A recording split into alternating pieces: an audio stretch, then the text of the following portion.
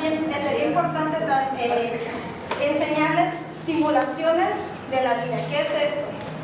Por ejemplo, hacer un taller donde se simule que hay una pareja de jóvenes que ya tienen edad de tener un embarazo precoz, por ejemplo, y que tengan que desertar de la escuela, hacerles una simulación de que tuvieran que trabajar para ganarse la vida.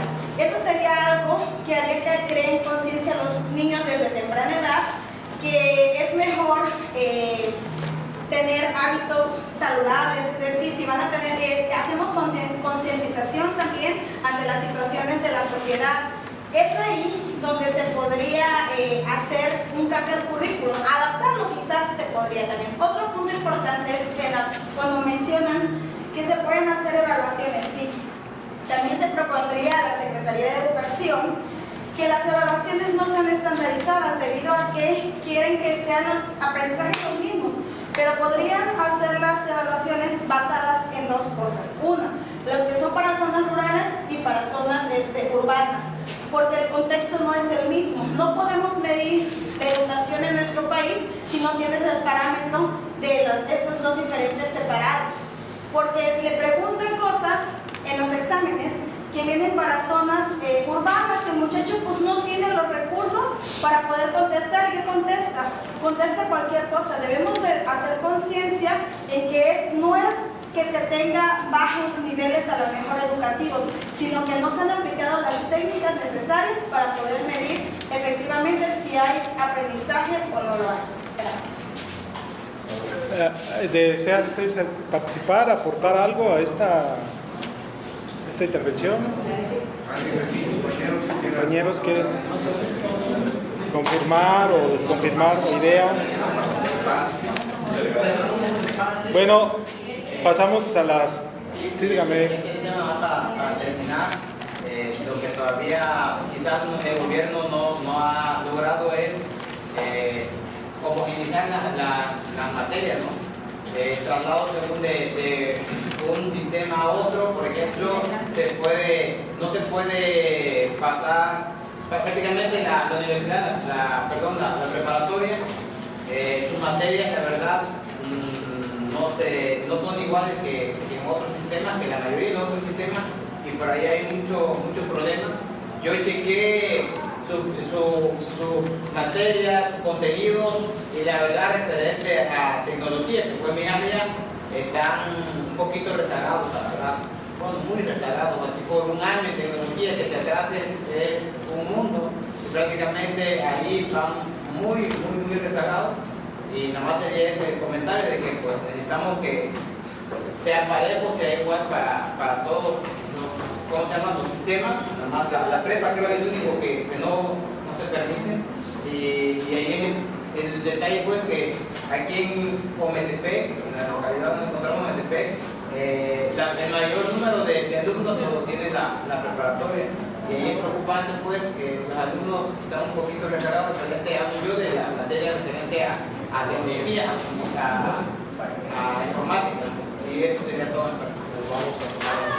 Bueno, para retomar, por ejemplo, la lectura de la doctora Díaz Barriga, ella nos establece, por ejemplo, los enfoques psicogenéticos, que ya hemos visto que de Jean Piaget, en donde el alumno es constructor de esquemas y estructuras operatorias. El profesor es un facilitador del aprendizaje y desarrollo. La enseñanza es indirecta, por descubrimiento, y el aprendizaje determinado por el desarrollo. ¿Qué opinión tienen ustedes de ello? ¿Creen que todavía es rescatable lo que plantea Piaget? De hecho, en su tiempo fue una de las teorías más acertadas, pero conforme ha venido evolucionando las tecnologías e incluso el hombre en las construcciones de grandes edificios, esos conocimientos quedan obsoletos, ¿no? Pero no quiere decir que no sirvan, tienen su fundamentación. Dice que el constructivismo se fundamentó en tres ideas principales. Una, que el alumno construyera su propio conocimiento. Dos, que el alumno mediante su experimentación creara nuevos conocimientos, y que el profesor, la función principal del docente es simplemente engruesar ese conocimiento, darle pie a que esos conocimientos vayan creciendo. ¿Cómo? A lo mejor con la motivación, a lo mejor con que el docente mismo se tenga que preparar aún más para estar acorde con la evolución que tiene el alumno, a la par con la evolución de su práctica docente. Muchas gracias. En el enfoque cognitivo, el alumno es un procesador activo de la información, el profesor es un organizador de la información, tendiendo puentes cognitivos, promotor de habilidades de pensamiento y de aprendizaje. La enseñanza es una inducción de conocimiento esquemático significativo y de estrategias o habilidades cognitivas, el cómo del aprendizaje. ¿Cuál sería su opinión sobre el enfoque cognitivo?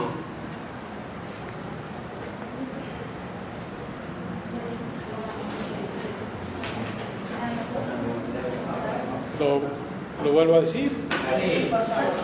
A ver, dice, en el enfoque cognitivo, el alumno es un procesador activo de la información.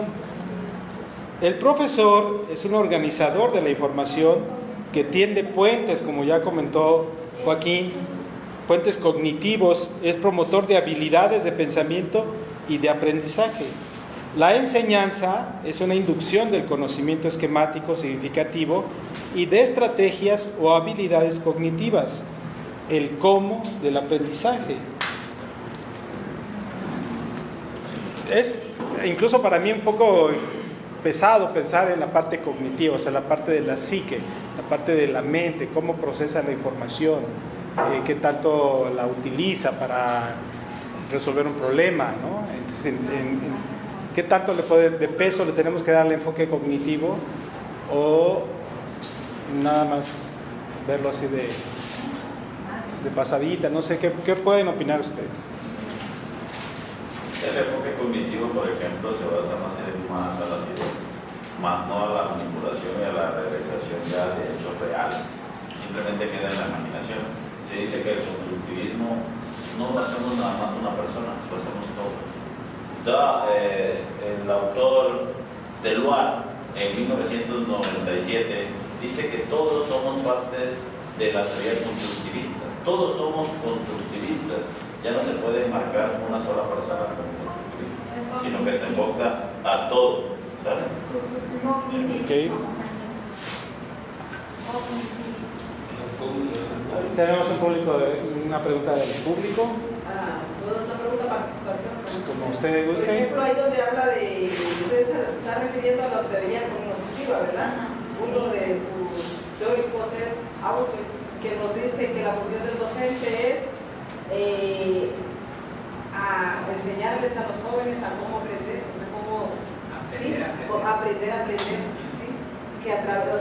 Que no nada más se les dé contenido, sino que se les dé también herramientas para que ellos vayan procesando la información, vayan también captando la información.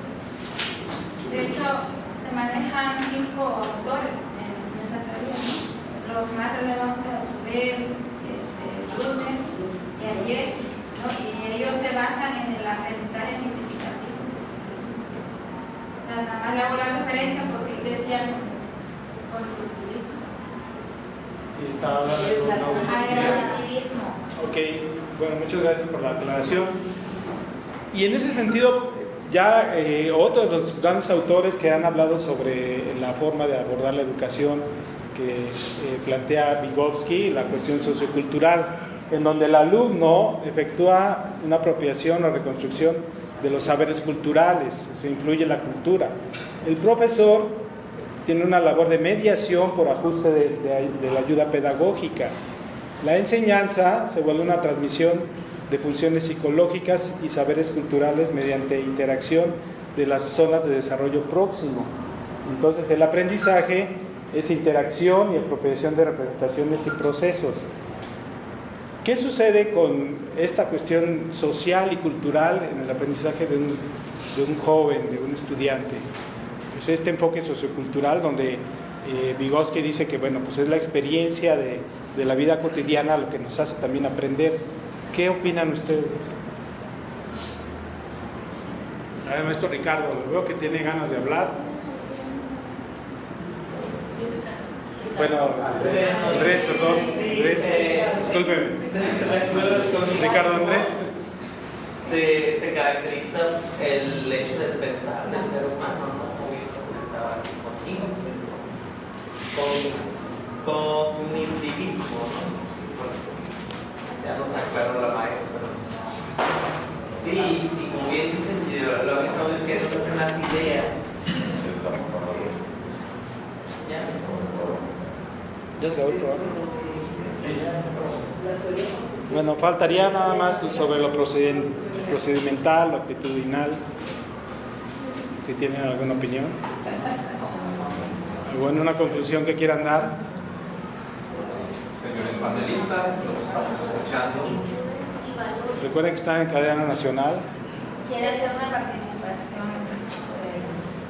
El secretario de Educación va a hablar hasta luego. Sí, hasta luego. Yo estoy escuchando a los panelistas. Va a cerrar. ¿Y dónde está el secretario? Pues le diga su sombra nomás. Pues ya. No, pues ya nada más faltaría que nos hablaran ustedes sobre lo que es los procesos actitudinal, procedimental y me faltan dos por ahí, pero está grabando. No, sí, Una disculpa por mí. Ahí se va a editar. Ahí va a ser. Eso está en mis datos. tiene otros datos. Eso está hablando de las competencias. A ver, compañeros, de la gente del público, si quiere. A ver, las competencias son fundamentales para que se den estos procesos de aprendizaje. Entonces, actualmente, en la teoría que estamos manejando en las instituciones educativas en este ciclo escolar, estamos trabajando con el constructivismo, las cuales, en el caso de los telebachilleratos comunitarios, hace mucho énfasis en también las habilidades socioemocionales que son importantes. Es importante desarrollar no solamente las competencias disciplinares y las competencias sino también profesionales, sino también hay que ponerle énfasis para que esto se logre con éxito. Hay que checar en los jóvenes qué les hace falta la parte socioafectiva y trabajarla. Para primer semestre es importante el autoconocimiento, ya que los jóvenes no saben quiénes son y hacia dónde quieren ir. En el tercer semestre es muy importante hacer énfasis en lo que es hacer una conciencia social. ¿Para qué? Para crear jóvenes con conciencia también medioambiental, social, y para que podamos tener chicos que despierten esos intereses por lograr tener un mejor país. Y en quinto semestre y sexto semestre se debe de trabajar lo que es su proyecto de vida para formar jóvenes realmente integrales y útiles a nuestra sociedad. Por lo tanto, considero que es muy importante poner a trabajar los 4 pilares de la educación al mismo tiempo: el saber ser, el saber convivir, saber hacer y saber hacer, convivir y aprender a aprender. Es todo. Gracias. Bueno, ya en el público, doctor maestro, para una conclusión, para cerrar ya el programa, por favor, alguna idea ya para redondear, y con eso terminaríamos. ¿Alguna opinión?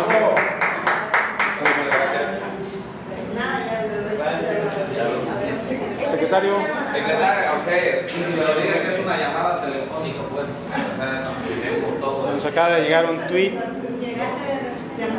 en donde el secretario de Educación se va a comunicar con los panelistas porque tiene varias cosas que comentarles. Vamos a tomar la llamada. Señor secretario, está usted al aire.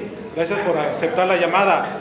¿Qué nos puede comentar para el día, esta noche tan importante para la educación en México, donde está definiendo el futuro de nuestros jóvenes?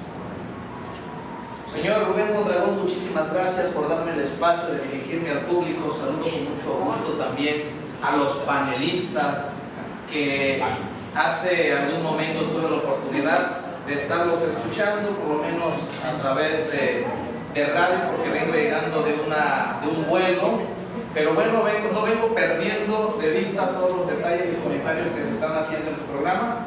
Felicidades, creo que nosotros tenemos un gran quehacer educativo por la sociedad de México, por los niños, pero algo que me llama mucho la atención y creo que debemos poner el dedo en la llaga, de que nosotros como docentes queremos formar buenos alumnos, buenos jóvenes que lleven en sus competencias toda la integridad, pero me queda muy claro también que antes de llegar a ese proceso creo que debemos enfocarnos a formar primeramente buenos maestros, buenos docentes con responsabilidad, con compromiso, que realmente valoren y quieran a su trabajo. No podemos exigirle a los alumnos cuando de entrada nuestros maestros están mal. ¿Por qué te digo esto? Porque estuve observando algunos comentarios de los panelistas totalmente fuera de control. Le hacías unas preguntas donde le hablabas del constructivismo y alguien por ahí te contestaba acerca del cognitivismo. Entonces creo que está muy confundido el panelista. Yo le invito a que primeramente se ponga a leer y posteriormente a leer su punto de vista. Muchas gracias. Señor secretario, pero ¿cuánto se ha destinado de presupuesto a la actualización docente? Desde su partida presupuestal, ¿cuánto le está destinando la Secretaría a la capacitación de los docentes, a su actualización y a estímulos también, a subir el sueldo base? Bueno, quizá tengamos problemas en cuestiones económicas porque tenemos, aparte de la educación, hay otras cosas que el gobierno federal tiene que dar dinero, ¿verdad? Presupuestal.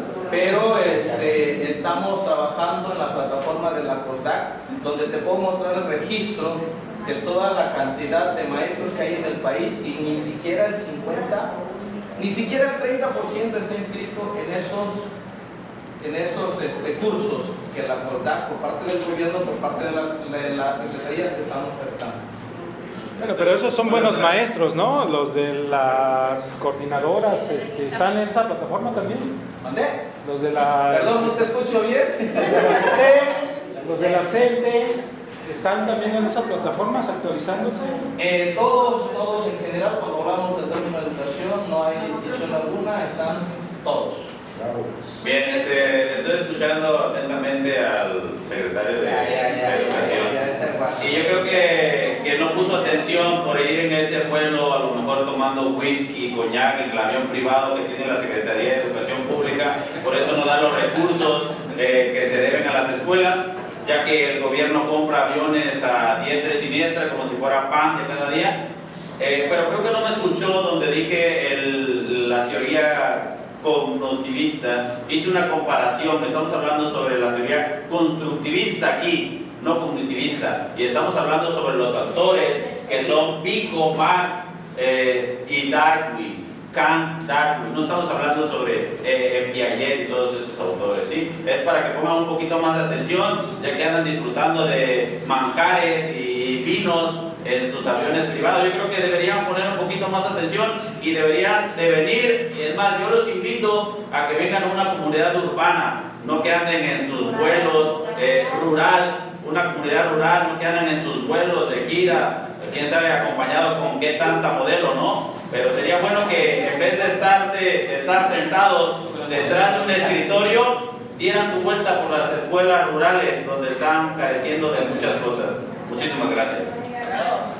Bueno, pues ese fue el programa de Radio Universidad UPN OME y nos despedimos de nuestro público conocedor.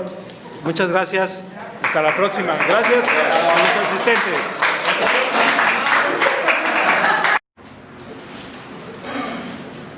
Bueno, querido público que nos acompaña esta noche en esta mesa como cada semana, en donde vamos a dar pie a un tema de crucial actualidad y que tiene que ver con la nueva educación en México. Tenemos en esta noche que nos acompaña una serie de personas de gran prestigio en el tema de la pedagogía y la educación en México, y cada uno de ellos va a presentarse y nos va a dar su punto de vista sobre algunos temas que tenemos preparados para que el público tenga conocimiento de lo que es el aprendizaje y el constructivismo en nuestra actualidad. Tenemos a nuestra primera invitada de esta noche, que si gusta presentarse, por favor. Claro que sí, mi nombre es Brenda Cano Ventura. ¿Su especialidad? Mi especialidad, soy licenciada en Administración de Empresas Agropecuarias.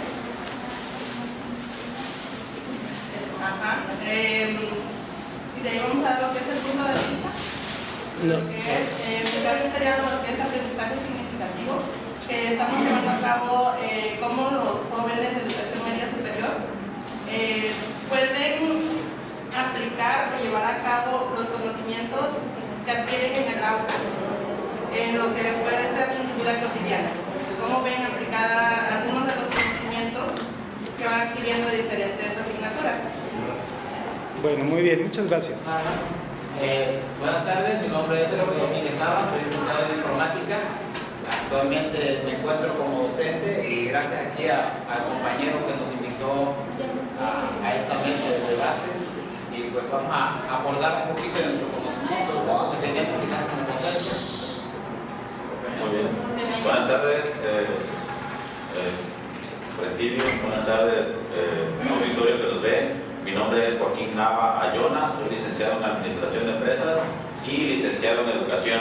Estamos aquí reunidos para hablar sobre el aprendizaje significativo de los alumnos. Buenas tardes, mi nombre es Marilyn Seguillín Jiménez, soy ingeniero en gestión empresarial y es un placer estar en esta mesa compartiendo con tan importantes personalidades. Muy buenas tardes al público en general. Es un orgullo tener aquí esta mesa redonda, compartir un poquito de conocimiento con los compañeros ingeniero José García Caballero y ingeniero civil, licenciado en matemáticas. Bueno, mi nombre es Cari Paluceno Anita y tengo la especialidad en ciencias sociales. Muy buenas tardes, querido público. Mi nombre es Andrés Arcos. Soy ingeniero en gestión empresarial y vamos a abrir e iniciar esta mesa de debate. Bueno, muchas gracias por su participación, su asistencia al día de hoy. El público está muy a la expectativa, ya nos están llegando correos electrónicos, ya nos están escribiendo en las redes sociales. Y bueno, pues recordamos que tenemos aquí el canal de televisión UPN OME Mens. Para iniciar esta charla que nos ocupa esta noche, estaríamos a manera de pregunta o de participación. ¿Qué opinan ustedes sobre el constructivismo? Quien desee puede tomar la palabra y aportar su gran experiencia educativa. ¿Qué sería el constructivismo?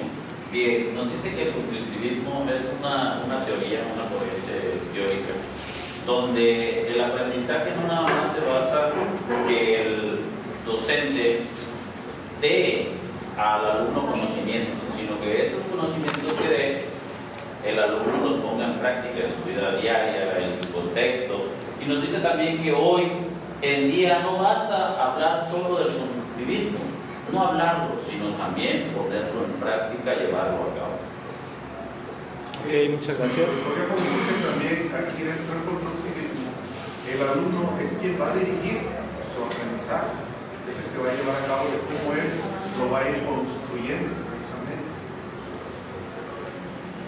¿Algún autor que sea de su preferido? ¿Algún modelo pedagógico a seguir? Hay muchos autores, por ejemplo está el autor Vico, Kant, Marx o Darwin, que nos hablan sobre precisamente el contexto en el que se desempeña el alumno y la evolución que va teniendo con esos conocimientos, poniéndolos en práctica, aprendiendo del error y así posteriormente creando un nuevo aprendizaje. Ok, muchas gracias. ¿Alguien quiere comentar? Sí, son los procesos de aprendizaje que se obtienen a través del tiempo. también con ese constructivismo. También hay mencionado personajes que son Piaget y Vygotsky, donde ellos hacen mención sobre el contexto del niño joven para poder aprender, que es muy importante, dice, el medio en que él se desenvuelve. Entonces, para que a él se le vaya facilitando, para que se le faciliten las cosas, lo que funciona. Es importante también tomar en cuenta que el constructivismo nos marca que el alumno debe adquirir conocimiento de todo su contexto. ¿Para qué? Para que él pueda resolver los problemas que se le presentan en su día a día, en su vida cotidiana. De que le sirva al alumno aprender algo, si vive en una comunidad rural, algo que se da en la ciudad. ¿Lo va a aplicar? No. Necesita aplicar algo contextualizado, aprender de acuerdo a su entorno. Hablando de constructivismo, dice que es la teoría pedagógica que está basada en lo que es conocimiento, que el alumno en este caso él mismo vaya generando ese conocimiento de acuerdo a las herramientas que se le den. Existen muchos métodos, inclusive muchas maneras de llegar o resolver un problema. Lo bueno aquí es la manera en cómo ellos vayan generando esas herramientas para solucionar el problema. ¿De acuerdo a la teoría que plantean ahí? Sí, además, bueno, entonces, ¿qué pasa cuando se habla sobre lo que es el aprendizaje significativo? ¿Cuál es la relación o el contraste con el constructivismo o forma parte de esa corriente educativa? ¿Qué sería el aprendizaje significativo? Bueno, dentro de lo que es acá nuestro sistema, dentro de los telebachilleratos, precisamente ya hemos sacado lo que es el constructivismo. ¿Por qué? Porque llevamos la cuestión de los métodos por proyectos que se van a cabo. ¿Sí? Y realmente es ahí donde lo estamos aplicando. No sé si en los otros subsistemas se esté llevando de manera igual. Bueno, ahorita lo que estamos descubriendo y tratando de analizar es precisamente las teorías pedagógicas que nos llevan a este tipo de construcción del conocimiento o las nuevas modalidades que se están empleando en la educación, pues no solo en el resto del mundo, sino ya concretamente en nuestro país. En ese sentido, para que al público le quede claro qué es el aprendizaje significativo. Muchas gracias, maestro. Entiendo que corresponde a lo que su experiencia, a un centro de trabajo en particular, pero yendo más allá a nivel nacional, global, ¿para qué nos sirve ahora el aprendizaje significativo? ¿Qué representa? ¿Es realmente una modalidad nueva de enseñanza o es parte de lo que siempre hemos venido escuchando? Porque en nuestro país tenemos que cada año, cada sexenio se cambia el modelo educativo y sinceramente el público está inquieto porque no ve avances en nuestros jóvenes, en la educación. Parece que cada 6 años nos regresamos. ¿Qué piensan ustedes como especialistas en la educación en México? Conforme a eso que Marc habla sobre los 6 años, lamentablemente esas personas que están en secretarios de educación no tienen esa vocación, no tienen ese perfil académico de ser docentes. Entonces ellos nada más aplican un modelo generalizado a nivel nacional donde plantean un proyecto pero no rescatan los resultados y ese proyecto realmente dio como frutos buenos o simplemente fue una pérdida de dinero excesiva donde ellos mismos no tienen esa retroalimentación. Ponen el proyecto pero no analizan, no tienen una evaluación y no sacan los resultados. Yo creo que para que un programa o unos conocimientos den resultados se tiene que aplicar y se tiene que aplicar en el contexto donde está. No es lo mismo la región norte, centro y sur de nuestra República Mexicana en ese tipo de conocimientos. El conocimiento es general, pero el conocimiento significativo es lo que tú aplicas esos conocimientos, y si ese conocimiento te da resultados realmente. Además, tomando en cuenta eso que dice Joaquín, vemos, como ya lo dijo Rubén, cada periodo, cada 6 años tratan de cambiar nuestro modelo de educación. ¿Cómo vamos a saber que un modelo funciona si cuando estamos tomándole las riendas a uno, nos cambian a otro? Hablamos de países que han tenido éxito en educación, países como Singapur. ¿Cuánto tiempo tuvieron para poder, en cuánto tiempo lograron una educación de calidad? Fue alrededor de 50 años para lograr posicionarse, cosa que aquí en México lo quieren lograr cada 6 años y cambiando. No se permite darle continuidad al mismo modelo, no se permite medir resultados, porque quieren que en 6 años diseñar, ejecutar, evaluar, y no se puede. ¿Por qué? Porque es cambiar a toda una nación. Entonces debemos partir, yo creo, de dejar un poco de lado las cuestiones políticas y cambiar lo del antiguo gobierno. ¿Por qué no retomar lo bueno, lo malo que dejó aquí el gobierno, retomar lo bueno y potenciarlo, no quitarlo de tanto? Es lo que ¿Cómo se podría medir ese avance, digamos? Un niño va 6 años a la primaria, ¿no? Y luego va 3 años a la secundaria, 3 a la preparatoria. En esos 12 años pasaron 2 sexenios, a lo mejor sí se puede medir un cambio o si hubo mayor apropiación del conocimiento, para volver a la pregunta de qué pasa con el aprendizaje significativo, porque a lo mejor aprendió algo en la primaria que le funcionó, le sirvió a ese joven, a ese niño, y ya sin importar que haya cambiado el modelo educativo, a lo mejor esa misma herramienta que aprendió le puede volver a servir o le sirve, ¿no? En ese sentido, ¿cómo podríamos medir un avance en cuanto a la formación individual de los jóvenes, de los niños? ¿Sería medible o no es medible? Sí, de hecho, se mide por el detalle en una calificación, quizás en un porcentaje, en una evaluación, pero antes, referente al tema, quería comentarles, mencionar del autor del aprendizaje significativo, según el teórico estadounidense David Hoffman, menciona en su teoría de ese aprendizaje significativo que se da en asociar lo que ya sabemos con lo nuevo, ¿no? Ese es el aprendizaje significativo. Lo que comentaban hace ratito los compañeros, nos falta mucho tiempo, quizás como país, implica mucho tiempo, pues cada gobierno, cada 6 años, colores creen que prácticamente que el color verde o el azul o el rojo está mal y nunca rescatan algo de ahí para poder prácticamente avanzar, siempre cortan de tajo y nunca podrán reconocer, aunque sea verde un color, pueden decir que es amarillo nada más por estar dando la contraria.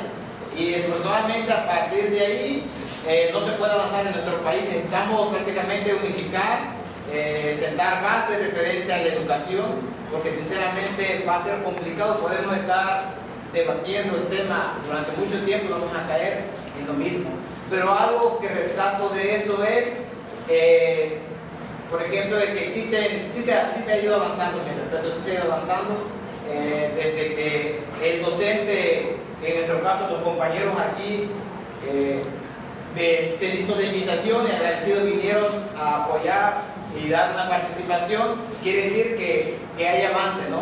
Y gracias a esas personas que van a escuchar este mensaje, pues por ahí vamos a empezar, no vamos a cambiar de atajo, pero poco a poco vamos avanzando y tal es el caso de que los compañeros, todos los compañeros que se encuentran aquí todavía están estudiando su maestría y pues ellos van a ser parte de la nueva generación, vamos a formar un nuevo medio prácticamente. Bueno, muchas gracias. Sí, adelante, por favor. Que hacías, no que me corrijan aquí los compañeros también, de que si es medible, sí se puede medir los mismos programas de estudios o algunas pruebas como Planea, como el enlace son las que precisamente hacen que se lleve a cabo esa medición, ese conocimiento de los alumnos. ¿Sí? Esas pruebas se aplican, una puede ser cada año y la otra puede ser cada 3 años. ¿Sí? Entonces, es ahí realmente donde se lleva a cabo si los alumnos tuvieron un avance significativo. Ok, y bueno, pues entrando un poco más, volviendo al tema, tendríamos una pregunta para quien desee responder. Dice, ¿cómo podría ser una educación constructivista en el contexto mexicano? Entiendo que nosotros tenemos que adaptar nuestra educación a los lugares donde habitamos, al contexto en donde se ubica la escuela donde laboramos, pero ¿qué significaría ese enfoque constructivista en el contexto actual de nuestro país, de nuestra región, de nuestro estado, hablando concretamente del estado de Guerrero? ¿Cómo enfocar esa educación hacia las realidades que estamos viviendo también ahora? Bien, yo creo que uno de los principales retos que se tiene como docente es tener en cuenta que cada región de cualquier estado es diferente. Incluso se marcan separaciones muy drásticas entre lo rural y lo urbano. Los conocimientos tienen que ser generales, no importa si estás en urbano o estás en rural, pero aquí el conocimiento significativo que el alumno se debe llevar, incluso uno como docente, es de que esos conocimientos que adquieres en un medio rural o en el medio urbano no se pueden aplicar. Del medio rural no se puede aplicar al urbano y del medio urbano no se puede aplicar al rural. ¿Por qué? Porque en el medio rural no hay semáforos. En el medio rural a lo mejor no hay hospitales. En el medio rural no hay computadoras. Entonces, ¿cómo vas a enseñarle a un niño? Le enseñas el conocimiento de la computadora, es esto, pero no lo puede palpar, no lo puede tocar, no lo puede manipular. Entonces, ese es el verdadero reto que tenemos los docentes. Muy bien, muchas gracias. ¿Alguien quiere complementar la idea? ¿Aportar otra idea? Sí, siento que hay un abismo grande, ¿no? Esto, sin duda alguna, y pues no nos vamos lejos. Yo creo que aquí en nuestro mismo estado hay diversidad de cuestiones. Hablando de educación, tenemos un municipio aquí mismo, en Metepec, en donde sus alrededores hay comunidades, cuáles son también comunidades rurales, que hay poco acceso a lo que es la tecnología precisamente, y municipios quizás cercanos en donde poca gente viene quizás a la comunidad, porque todavía algunos jóvenes no conocen una computadora. Es un abismo grande que se tiene que resolver, que nuestras autoridades tienen que estar ahora sí trabajando más en ello, porque realmente hacerlo general, plasmarlo en un documento es fácil, pero ya llevarlo a la realidad, todo esto sí es un poquito complicado. Sí, hablamos de comunidades cercanas del mismo municipio donde están trabajando aquí algunos compañeritos y todavía no tenemos señal de internet. Eso es, debemos poner ese ejemplo como algo que todavía no se podría dar. Ahora sí, digamos, a ver si alguien me ayudara con la palabra en la cuestión de llevar a cabo pues, bien lo que es el constructivismo. Podemos hacerlo de frente a nuestro entorno, llevarlo a cabo en un entorno donde estemos laborando, pero ya unificado quizás no solo porque es muy grande todo eso. ¿Qué tal ahí las otras tecnologías? Por ejemplo, la radio, la televisión. Si cuando usted me comenta que no tiene internet, hacen recursos, se apoyan de esos otros recursos, son muy tradicionales y sin embargo son muy benéficos. La radio siempre ha acompañado a las personas, e incluso había tiempos en que hacían radionovelas históricas, o ahora en la televisión tenemos cantidad de oportunidad de canales educativos. ¿Ustedes también aprovechan esas nuevas herramientas? Sí, afortunadamente sí se aprueban, pero desafortunadamente con el cambio de la nueva televisión digital, actualmente en algunas comunidades no se llega a alcanzar a ver los canales como lo que es el 11, un canal interactivo, el canal de celular. Únicamente se recurre al canal 2, que es el que donde llega más la señal. Se puede utilizar lo que es la red también para hacer algún tipo de proyecto. Y con los mismos dispositivos móviles, se está trabajando bien. Esas son algunas herramientas con las cuales se puede utilizar. Pero de lo otro, vuelvo a decir, cambio de tecnología, no hay señales en todas las comunidades, sencillamente no hay, en este caso una zona urbana. Claro. Bueno, ¿algún otro participante desea dar una opinión? Sí, gracias, adelante. Al uso de tecnología, la verdad sí es un poquito complicado para varios contextos. En mi caso, en un lugar puedo aplicar tecnología y me siento bien porque prácticamente es mi área de conocimiento, ¿verdad? Aunque sea 7, 8 computadoras, pero hacemos ruido. Pero si nos vamos a otro contexto, hablamos de Comatepec, que no hay ni luz casi, menos computadora, en lo particular como docente me siento atado, pues, porque de tecnologías no hay manera de aplicar la tecnología, ¿verdad?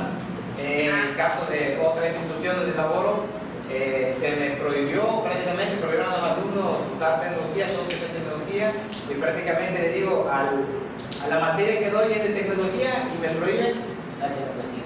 Así que pues ahí quizás faltaría un poquito más de conciencia y que es bueno utilizar tecnología, claro que sí, la idea, pues la tecnología llegó para quedarse. El problema es ver la manera en cómo podemos utilizarla hacia la educación, lejos de prohibirla, como comentábamos, hay que ver la manera cómo revertir, ¿no? Cómo darle la vuelta a ese aprendizaje que podríamos tener con un celular. Muchas gracias. Bueno, pues así, como no, adelante. En el caso de también aprovechar los recursos naturales que tenemos, ¿no? En este caso somos una zona de costa, entonces se lleva a cabo una práctica en la cual es una visita al lugar donde nacen las tortugas, es donde las protegen, ahorita no recuerdo bien la palabra.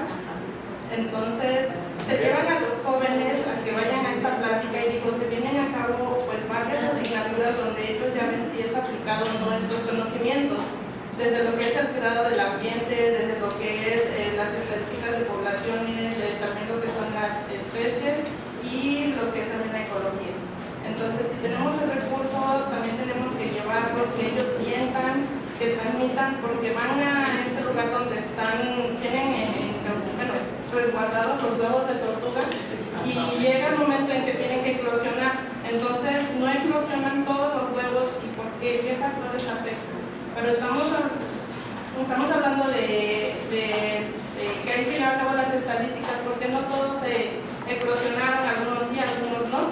Y en el caso hay personas especializadas que les dice pasó por esto y esto, y hay chicos que se ven motivados y dicen yo quiero ser biólogo marino. Entonces, digo, hay que aprovechar los recursos que tenemos. Muchas gracias, maestra. Bueno, pues eso me da pie a la siguiente pregunta, que tendría que ver como ¿qué propondrían ustedes para replantear los contenidos curriculares? Es decir, habría una necesidad de replantear los contenidos curriculares para el tema que estamos tratando hoy, para que el alumno logre un aprendizaje significativo. ¿Cuál es su experiencia yo sé que la SEP nos da unos contenidos por materia y que a veces no tenemos que salirnos de ahí, o qué se hace para a lo mejor atenderlos, pero darle una variante o contextualizarlo, como dice la maestra, a su lugar donde trabajan. ¿Creen que sería posible hacer un replanteamiento de los contenidos curriculares? Bueno, yo creo que considero que un replanteamiento como tal igual no sería tan necesario si nos dedicáramos más que nada a ejecutarlos en realidad como son. En papel están durísimamente escritos, pero de ahí a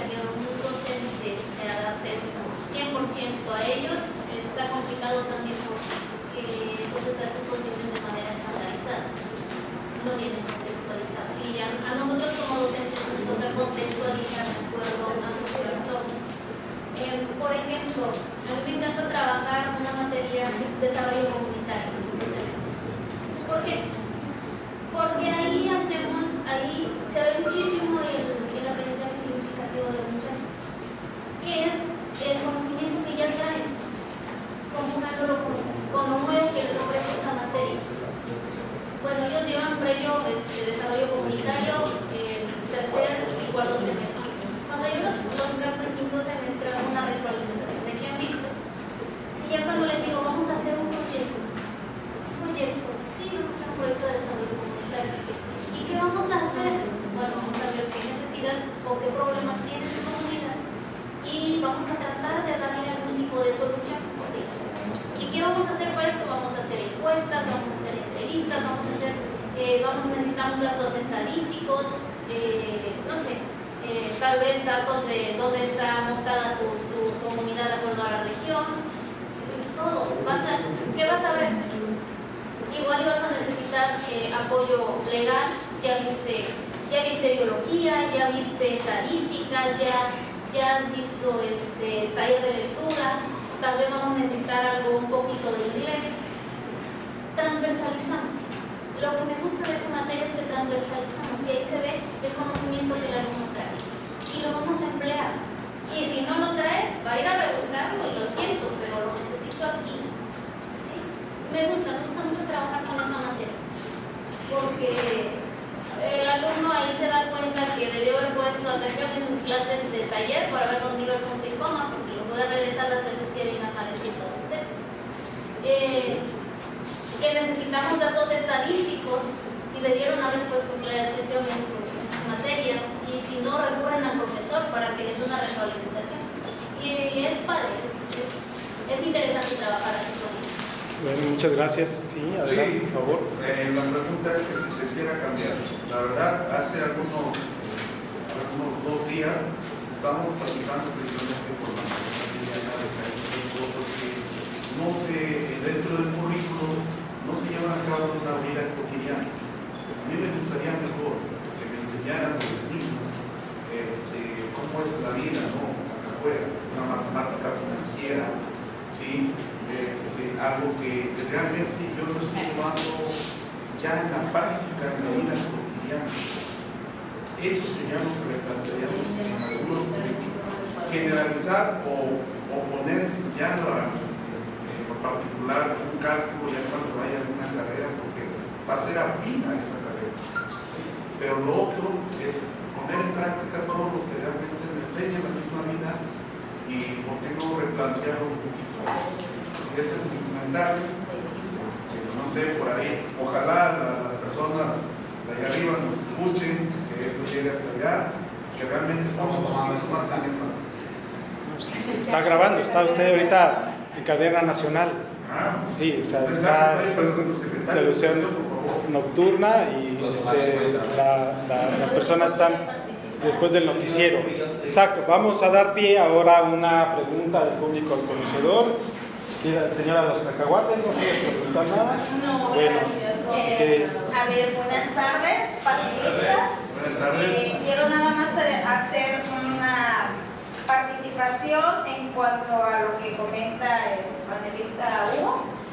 Sí es importante lo que maneja respecto a las matemáticas financieras, porque sabemos que actualmente la gente vive en las comunidades de préstamos y se les hace muy fácil ir a Electra y sacar una lavadora o algo y pagar en abonos chiquitos, pero no saben que esos abonos chiquitos se les da al triple del precio real. Entonces, o pedir en los lugares donde prestan dinero de empeñar y después ya no pueden sacar